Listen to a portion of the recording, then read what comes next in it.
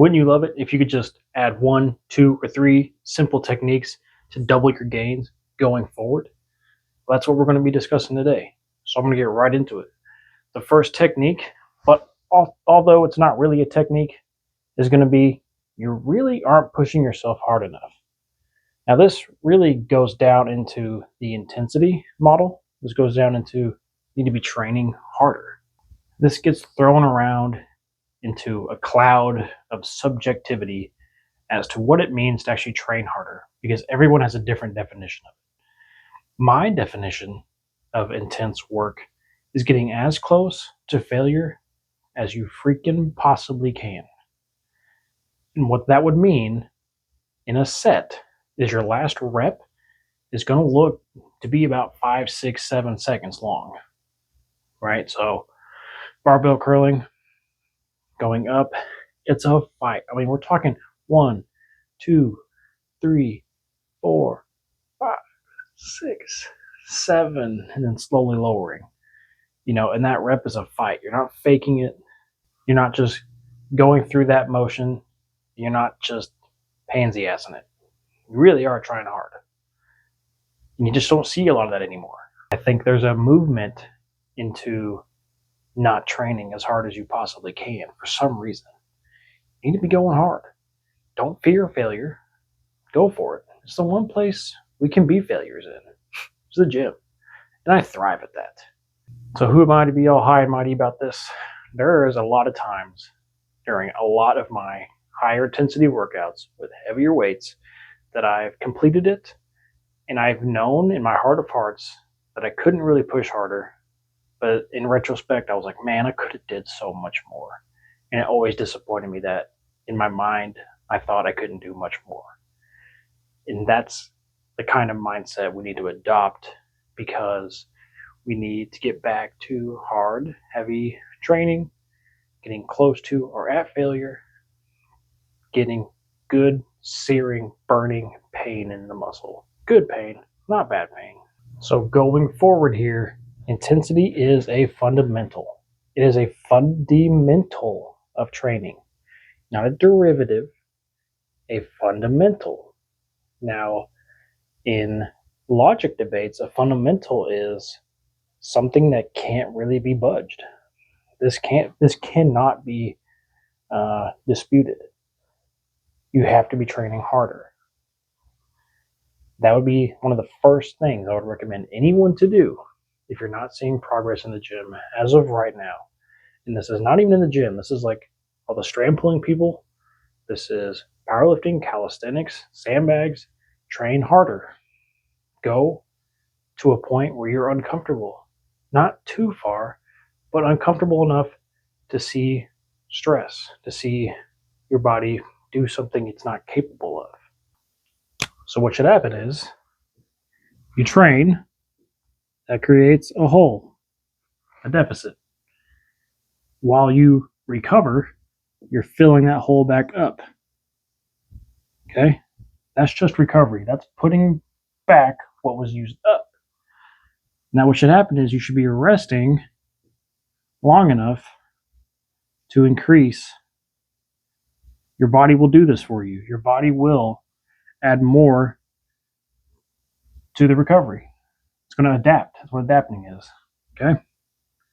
So now you start here. You have this much now. Okay? So now it's going to recover this much more. Okay? And it just keeps going. It just keeps going up and up like that. And that's the basic of linear progression. However, the stress has to be there. You have to be going hard enough and often enough for this to keep progressing like this. Sometimes intensity can only get you so far. You got to switch things up sometimes. So variability in your workouts, in my opinion, is a must. Now, that doesn't mean you switch your exercises every week. Doesn't mean you switch them every month. But I would say a good 6 to 8 months, you pick a certain amount of lifts you want to get better at, and you train the crap out of them. You train the rat's patoot out of them. I mean, really hyper focus in on about 5 to 6 movements and get superb at them in those 6 to 8 months. What that's going to do is you can actually add a good 150 to 175, 200 pounds to all your heavy compounds doing that. And this is something I do every year. From about March time when it warms up to about October, I train in the garage with heavy weights. In the winter time, like now, I'm usually clustered in the home doing calisthenics, body weight, strand pulling, rings, that kind of thing. And that gives me an awesome advantage when I get back out there in the summertime. I'm that much stronger in a different way. So switch up your tempos, your reps and sets, your workout schemes, the actual movements, not often, but often enough. And I would recommend 6 months to even a year sometimes. If you're pretty new to lifting, I would say that year mark is really good. Get really good at 5 basic lifts for about a year. You'll blast through your novice gains in no time, and then you have some fun things to do going forward from there. Because I think it's a very low population of lifters that get into specialization, and that's right after intermediate. And specialization would be like you're going to be an Olympic weightlifter or a pro powerlifter or a pro strongman, that kind of thing, especially with lifting in your numbers. Bodybuilding is a whole different thing. Yes, this stuff matters in a bodybuilding perspective and context, but a lot of that, unfortunately, is drugs these days. You can't get on the Olympia stage without having an ample amount of drugs. That's a whole different ballgame, a whole other topic, a whole other video.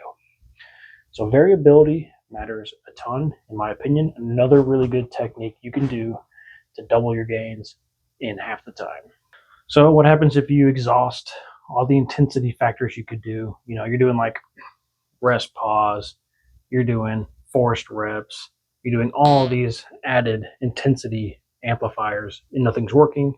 And then at the same time, you're past your novice phases and you're doing all this variability and all these different moves, and that's not working either. So a third thing you can do, a third technique you can do, is simply ask for help. Ask for help. With your weak points in all of in the entirety of the strength, fitness, culture world. Okay, so for bodybuilding context, lagging areas or lagging body parts.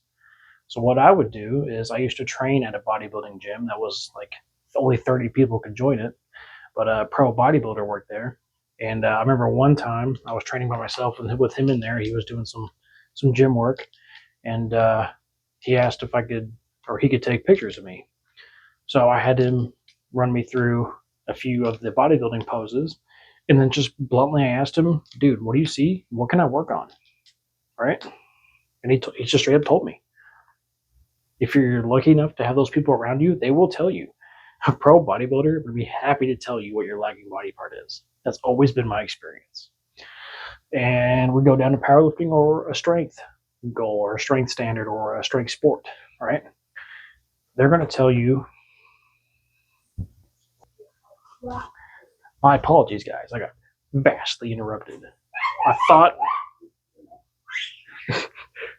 my wife was giving my baby chocolate, but it was beef jerky. I'm so proud.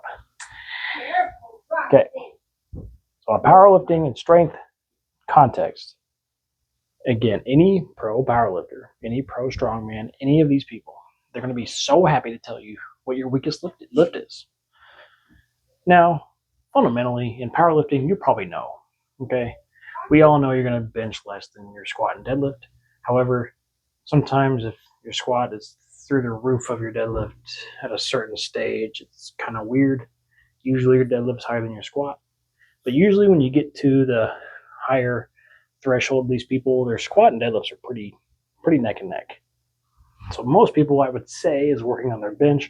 However, I'm not a powerlifter. I don't do any of that stuff. I've done powerlifting meets before, but I'm not proficient.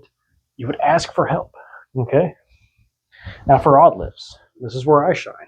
This is special tips from veterans. This is people that use chest expanders, chest crushers, specific grip stuff, just the weird oddities, the weird specific niche items, bulwarkers, that type of thing. If you're in that world, ask for help and join a community that knows everything about them.